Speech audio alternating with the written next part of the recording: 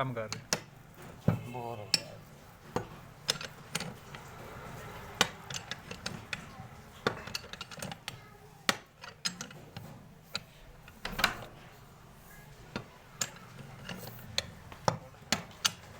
ਨਾ ਬਲੋਚ ਨਾਲ ਹੋਈ ਨਹੀਂ ਤੇਰੀ ਗੱਲ ਉਸ ਵਾਲੀ ਹਾਂ ਦੁਬਾਰਾ ਕਰੀ ਨਹੀਂ ਨਾ ਤੈਨੂੰ ਯਾਦ ਕਰਾਇਆ ਨਹੀਂ ਫਿਰ ਮਿਲਿਆ ਵਾ ਨਾਲ ਆ ਗਿਆ ਤਾਂ ਉਹਦੇ ਖਾਣ ਵਾਸਤੇ। ਅੱਛਾ ਕਿਆ ਰੇਟ ਮੰਗ ਰਿਹਾ?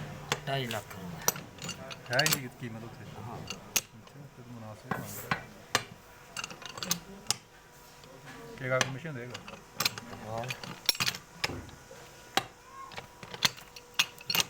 ਪਾਣੀ ਪਾਣੀ ਜੇ ਲਗਾ 5 ਹਾਂ ਉਹਨੇ ਵੀ ਕੋਈ ਹੋਸਟਲ ਬਣਾਇਆ ਨਾ ਨਾ ਕਰ ਮੇਰੀ